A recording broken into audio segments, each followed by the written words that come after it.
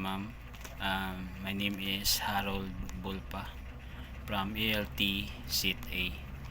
My business plan is about peanut plantation. So mag-go sa capital plan. Ang akong capital plan, akong nasulat is seeds. Nagkantidad siya og 10,000.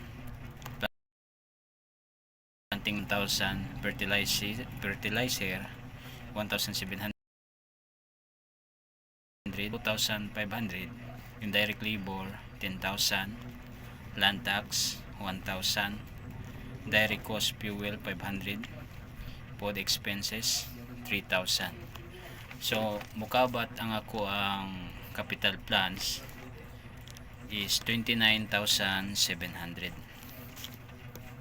So sa business plan nako ma'am, in beginning balance 50,000.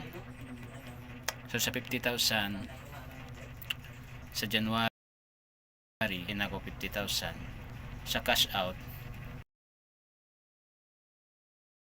materials 1,000, 1,700, pesticides. So ang cash out is 29,700. Nya ang ending cash balance is 20,300. Sa February naman is 20,300 akong beginning balance na. Total cash in. Sa February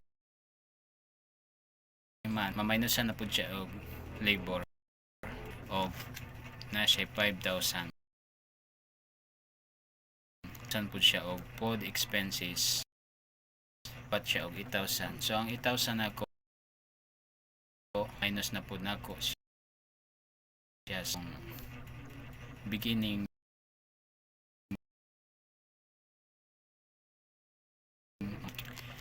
so sa 3 months hindi na ko nisugod og income. Nantay sauce o peanut mga 130,000. So ang ato ang total cash in na is 142,300. Mamana po na siya nga labor 5,000. Yes, sa indirect cost fuel is 500. Labi na atong food expenses 3,000. Siya og 8,500. So ang ending cash balance is 133,500. And so on in a whole year,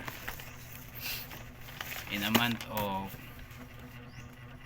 June, same scenario, nadungagan na po siya 218,000.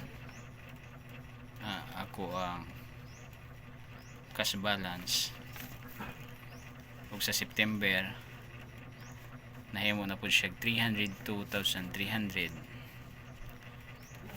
ug sa in a whole year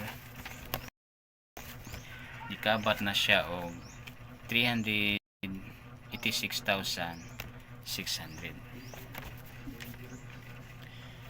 So sa pag-inventory na ko ma'am sa January,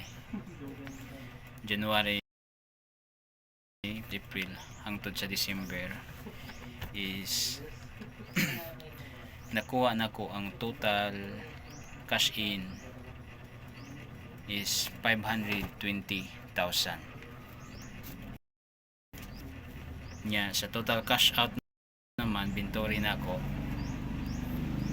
is 182,000.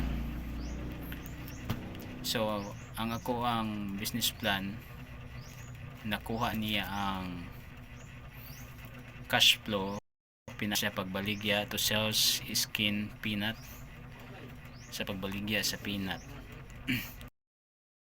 o 520,000 sa pag-inventory na po ma'am. So